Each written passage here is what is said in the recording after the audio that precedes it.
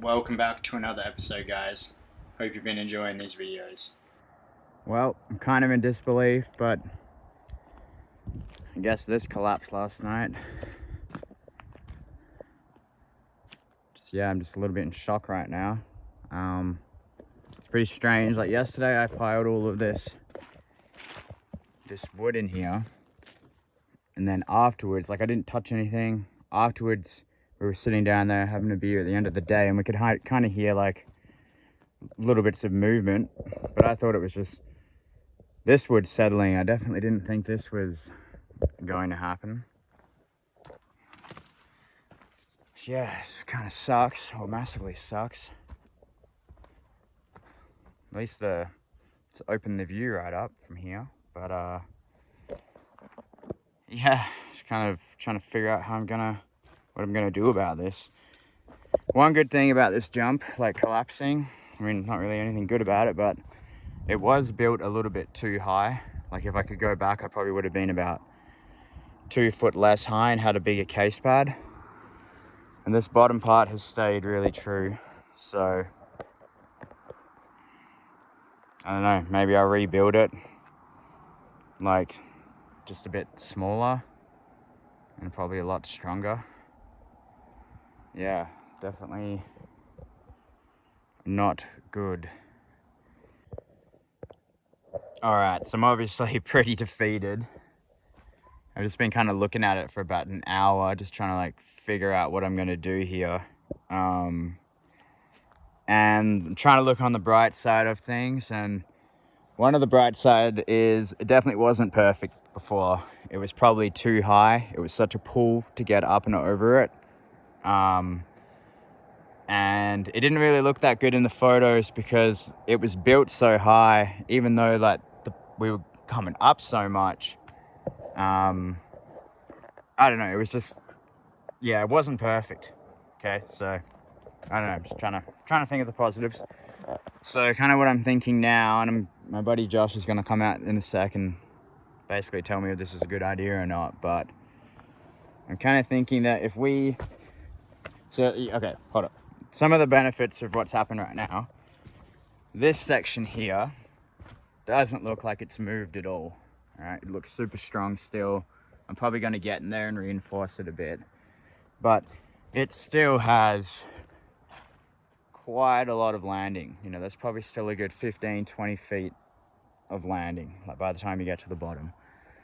So what I'm thinking is we maybe mellow the takeoff out a little bit, like take some of these logs out, put more dirt in there, mellow it out. Maybe this comes off, I don't know. And then just like building a wooden tabletop from here dead across. So obviously I'd basically have to take all of this, rebuild this essentially. But if this came dead flat, so instead of this really big step up, now it's more of like a slight step down.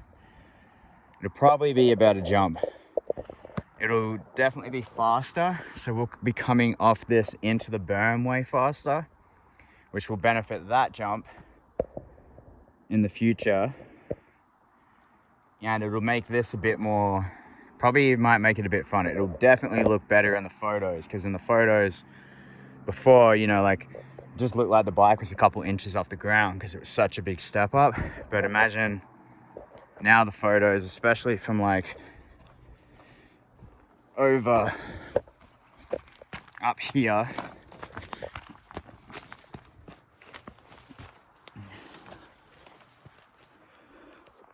you know, now the bike's going to be like up here. It will definitely look better. Well, before it was just kind of covered, and it's still going to be a really fun jump. Like when I look at it like that, there's still tons of potential. This may just have been a blessing in disguise, one that I wasn't really ready for. Like definitely not ready for this, but might end up being a good thing. So that's kind of how I'm taking it. Yeah, definitely kind of devastating, but I don't know. Now looking at it, this jump, a big long, like a way longer, faster jump might end up being a bit better for the line. It'd be a bit more inviting too, so hopefully, like, yeah, more people get into it. And the show must go on. Ended up getting this guy up here to deal with a little bit of bedrock that we came across when we're digging the trench. He handled it in a couple of hours, and I really liked him. You can see Brian here just backfilling the tanks right now. In the meantime, he started drilling all of these things, and this is what it looked like when it went off. It was definitely an anticlimax. I thought it was going to be a much bigger explosion than that. Alright, so I'm just working in the trench. So that part's all been buried. We're just about to start burying this cable. We have this rebar in here for reference of depth, but we're backfilling all of this because we couldn't get it down that much. But it has to get backfilled past the septic anyway, so it's all good. We have the cable in there. Brian's just delivering some sand right now. I'm just showing the depth. We are well over the 3 feet. You know, probably on average 4 feet everywhere. So yeah, things are looking good. This is a photo of the sewage pipe going from the house location to the septic. I'd never done any of this kind of work before, but luckily Brian had, and it was super simple.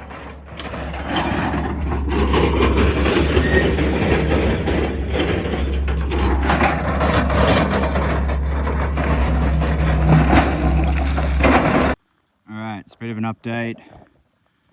We're just starting to finally like fully backfill the tanks.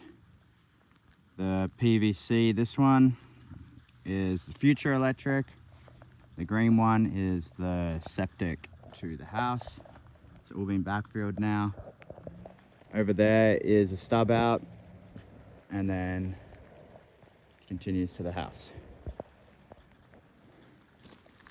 I just got to get down now and remove some of these rocks because we're going to backfill around the tank with like a special 2-inch clean rock.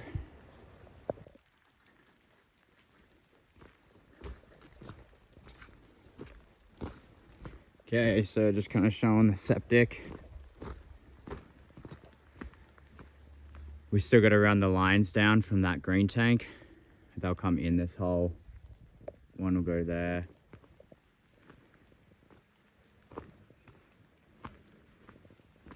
So yeah, pretty simple, really.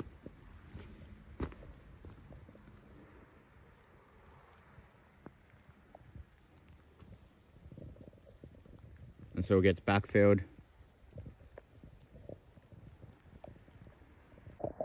So I'm hand digging this trench up to that green tank.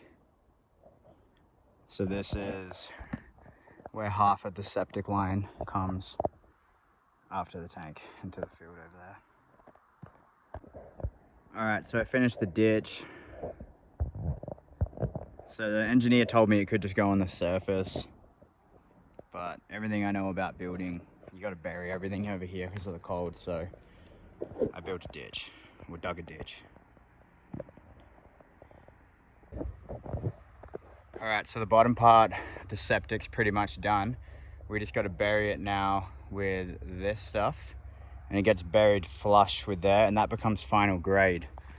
So what that means for the jumps is you're gonna land here, it's gonna go up, maybe like a little speed pump, but then a big pump down, because the grade has to come all the way down here.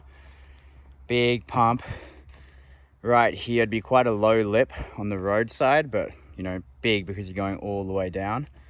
Lip here, landing here. I'm kind of thinking hipping it slightly, kind of like the first jump on the track. Then boom into here, like with all of that speed. Like this one would be more of like a speed jump, like exactly like the first jump on the track.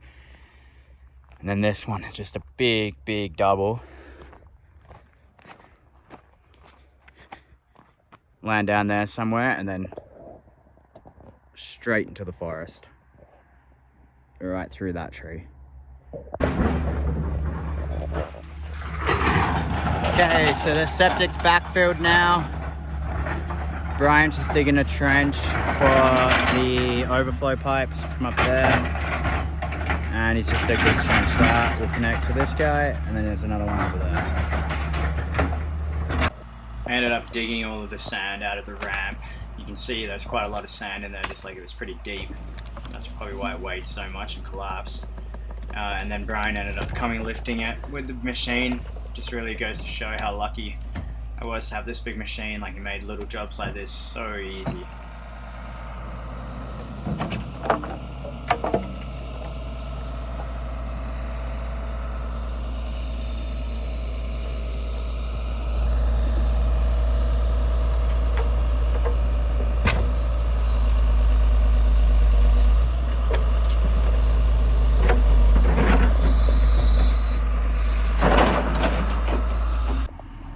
So now we are sealing the lid with this black stuff.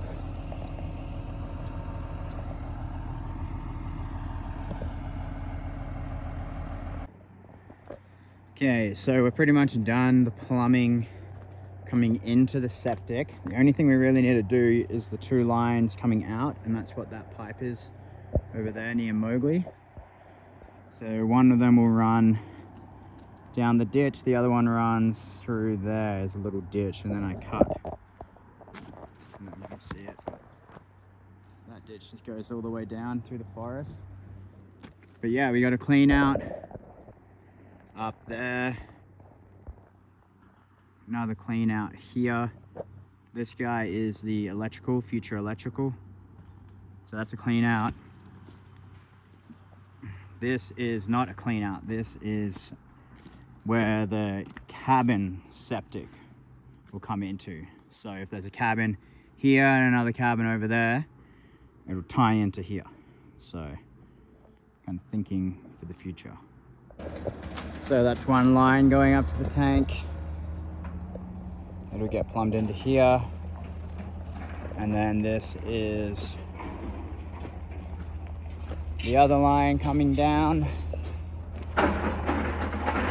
I'm also going to run a 1-inch water line down here and then stub it to there and have like a hose bib right there, so in the future I'll be able to water all these jumps down here. So whenever there's like an ambulance siren or a fire truck siren, Mowgli would just start howling. Because we live close to the ski hill and a bike park, there's always ambulances going by, and this is how he sounds.